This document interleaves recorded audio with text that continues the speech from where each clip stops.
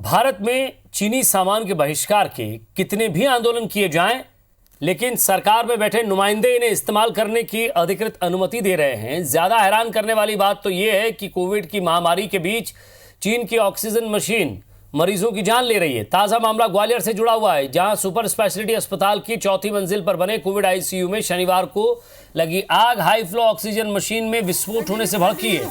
3 महीने पहले 29 अगस्त को भी यहां हाई फ्लो ऑक्सीजन मशीन में आग लगी थी, लेकिन तब कोई हताहत नहीं हुआ था, तो मामला सुर्खियों में नहीं आया। लेकिन अब 2 मरीज झुलसने और उनकी मौत के बाद आधुनिक अस्पताल में लगाई गई मशीनों की गुणवत्ता पर सवाल खड़े हो गए हैं। विशेषज्ञों की रिपोर्ट ये बता रही है कि चीन की high flow nozzle cannula machine भरोसेमंद नहीं है, ये कभी भी आग पकड़ लेती है और इसमें धमाका हो जाता है, जिसका उदाहरण ग्वालियर जय आरोग्य अस्पताल की जांच रिपोर्ट में इस मशीन का नकारात्मक हिस्सा सामने आया है। इससे पहले शिवपुरी, इंदौर और उज्जैन में इस मशीन से हादसा हो चुका है। खुद कंपनी ने ही अक्टूबर महीने में एक नोटिफिकेशन जारी कर सरकार को इन मशीनों के बदलने के लिए चेताया था।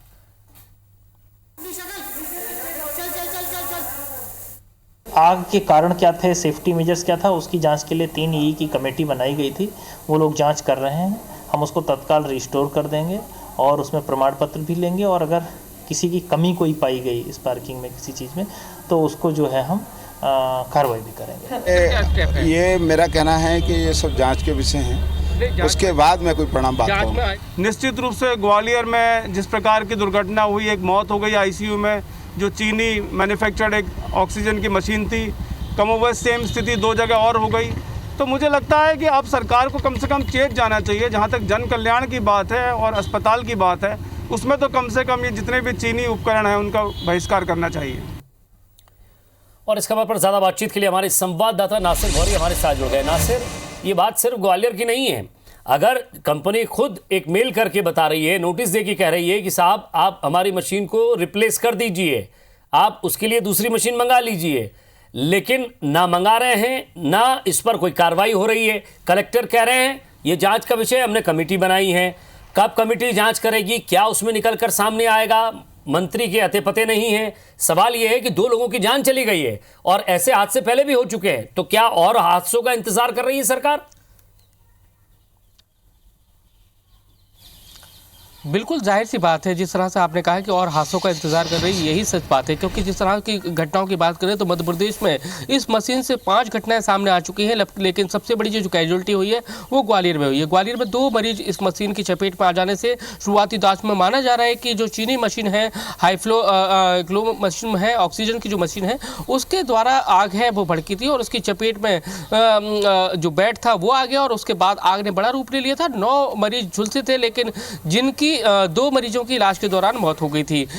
इसके मामले को लेकर एक कमिश्नर के द्वारा और कलेक्टर के द्वारा एक जांच कमेटी बना दी गई थी। जांच कमेटी को 10 दिन में अपनी रिपोर्ट सौंपना थी, लेकिन शुरुआती जो रिपोर्ट है उसमें यही बात निकल के आई है कि जो चीनी मशीन है हाई फ्लो ऑक्सीजन की, उसके द्वारा ही आग भड़की है और उसने इससे पहले भी आग भड़क चुकी है, लेकिन कोई हताहत नहीं हुआ था। ये अकेली घटना कोई ग्वालियर की नहीं है, बल्कि इससे पहले शिवपुरी में घटना हो चुकी है, उज्जैन में हो चुकी है, सागर में हो चुकी है, बुरहानपुर में हो चुकी है। लेकिन सबसे बड़ा सवाल यह है कि सरकार ने इस पर कोई स्टेप नहीं लिया है, जबकि मध्य प्रदेश में 400 से ज़्यादा मशीनों की सप्लाई की गई है। अकेले ग्वालियर में 68 मशीनों की सप्लाई की गई है और ये चीन की हांगकांग की जो कंपनी है, विंसेट कंपनी है, मेडिकल कंपनी है, उसने ये सप्लाई इंदौर की है। इंदौर से ये पूरे मध्य प्रदेश में सप्लाई हुई है। लेकिन सवाल इस बात नासिर, एक सवाल आपसे यहाँ पूछना चाहूंगा, कंपनी खुद मान चुकी है कि कमिश्नर ने कोई लेटर लिखा है गृह मंत्रालय को या केंद्रीय स्वास्थ्य मंत्रालय को कि जब वो कंपनी खुद कह रही है कि इसे आप रिप्लेस कीजिए, तो ये बात तो अब सीधे वहां की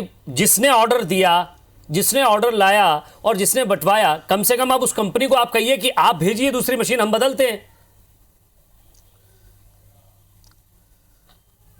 देखिए, ये पूरा जो मामला है मध्य प्रदेश से जुड़ा हुआ है, क्योंकि मध्य प्रदेश में 400 से ज़्यादा मशीनों की सप्लाई की गई थी। उसमें ग्वालियर में 68 मशीनें हैं। ग्वालियर में जो घटनाक्रम हुआ था उसको लेकर 10 दिन में अपनी रिपोर्ट है वो सौंपना है। अपर कलेक्टर हैं, पूरे मामले की जांच कर रहे हैं। लेकिन शुरुआती जो जांच में जो बात सामने निकल के आई है कि ये जो आग लगी थी सुपर स्पेशलिटी अस्पताल के जो कोविड सेंटर में था, उसमें जो आग लगी थी वो इसी मशीन के कारण लगी थी। लेकिन फाइनली जो रिपोर्ट है अब वो अभी तक सौंपी नहीं गई है, जिसके चलते जो ग्वालियर के जो संभागीय कमिश्नर है वो कोई निष्कर्ष पर पहुंचे।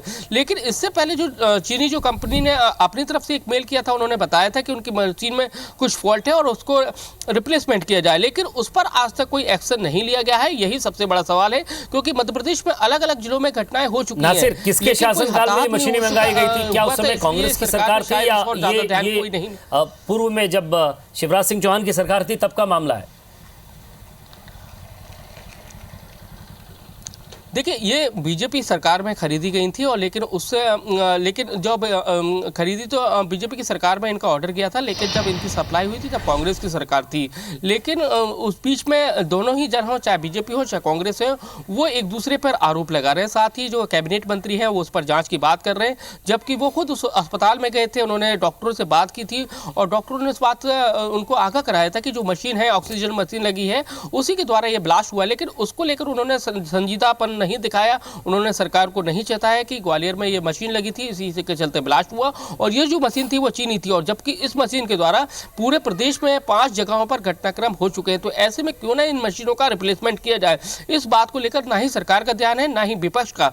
विपक्ष केवल इस बात को लेकर आरोप लगा रहे हैं कि उनके सरकार के दौरान ये खरीदी नहीं गई है, लेकिन ये बात सही है कि उनकी सरकार के समय नहीं खरीदी गई, लेकिन डिस्ट्रीब्यूशन जो इन मशीनों का हुआ था वो कांग्रेस के शासनकाल में हुआ था। तो जवाबदेही दोनों ही सरकारों की है, क्योंकि अगर इस तरह की रिपोर्ट आ रही थी तो आपको कहीं ना कहीं इस पर सवाल उठाना चाहिए था और इन मशीनों का बदलाव करना चाहिए था।